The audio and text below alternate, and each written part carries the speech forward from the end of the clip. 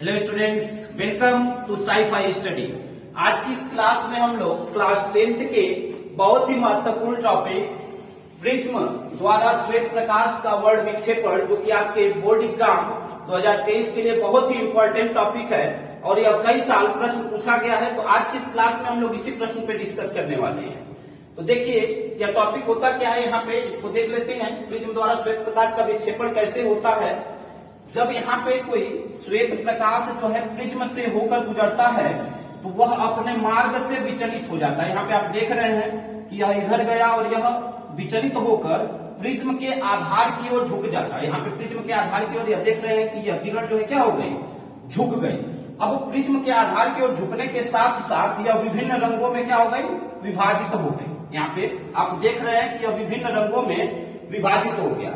रंगों के इस समूह को, या जो रंगों का अलग अलग जो समूह है उसी को हम लोग वर्णक्रम अथवा स्पेक्ट्रम कहते हैं। ठीक है, रंगों का यह जो समूह है इसको हम लोग क्या कहते हैं, वर्णक्रम अथवा स्पेक्ट्रम कहते हैं स्टूडेंट्स। अब जब कोई श्वेत प्रकाश जो है, ठीक है, अपने अवयव रंगों में विभक्त होने की जो प्रक्रिया होती है, जब यहाँ से श्वेत प्रकाश जा रहा है और अवयव रंगों मतलब अलग अलग रंगों में विभक्त होने की जो प्रक्रिया होती है उसी को हम लोग क्या कहते हैं, वर्ण विक्षेपण कहते हैं।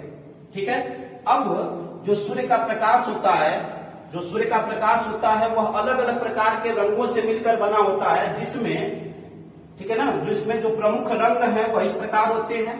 वह लाल होता है, नारंगी होता है, पीला, हरा, नीला, जामुनी, बैगनी। इसके अलावा बहुत सारे कलर होते हैं, लेकिन कुछ प्रमुख कलरों की यहाँ पे पहचान की गई है, जो यहाँ पे हमने यहाँ पे लिखा हुआ है। लाल, नारंगी, पीला, हरा, नीला, जामुनी, बैगनी, यह कलर जो है मुख्य रूप से हमें दिखाई देते हैं।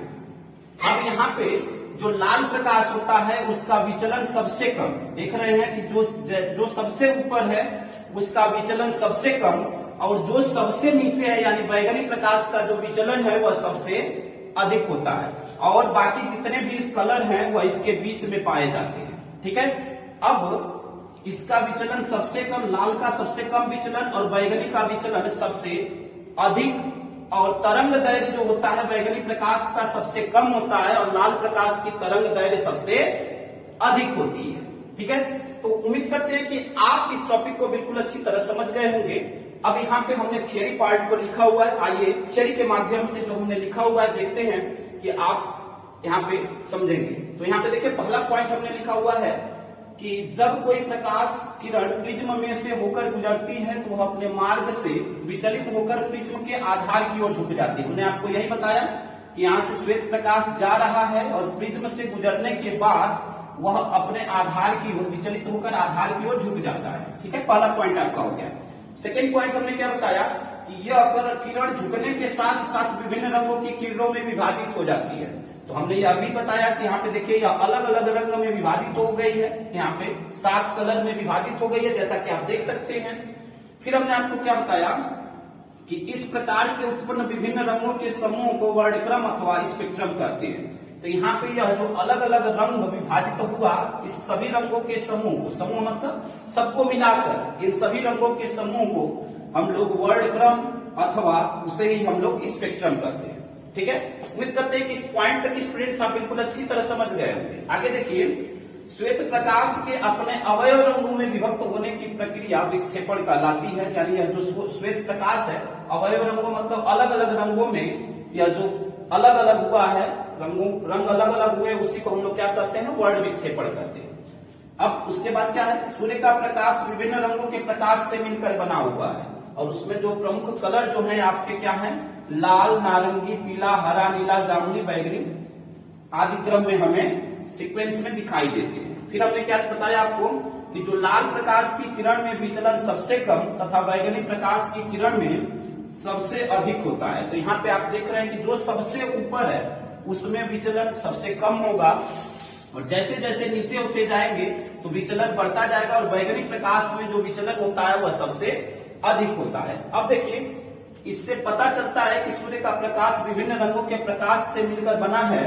प्रिज्म इन रंगों को केवल अलग अलग कर देता है। मतलब जो सूर्य का प्रकाश होता है उसमें पहले से ही अलग अलग प्रकार के रंग पाए जाते हैं। प्रिज्म उन रंगों को अलग अलग भागों में बस अलग कर देता है, विभक्त कर देता है।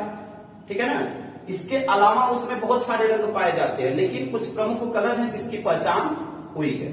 ठीक है, और लास्ट पॉइंट हमने क्या बताया कि बैगनी रंग का तरंग दैर्घ्य सबसे कम, जिसका विचलन सबसे अधिक होगा तरंग दैर्घ्य उसकी कम होगी, और जिसका विचलन सबसे कम होगा तरंग दैर्घ्य उसकी सबसे अधिक होगी। तो यहाँ पे क्या है, बैगनी रंग का तरंग दैर्घ्य सबसे कम तथा लाल रंग की तरंग दैर्घ्य सबसे अधिक होती है।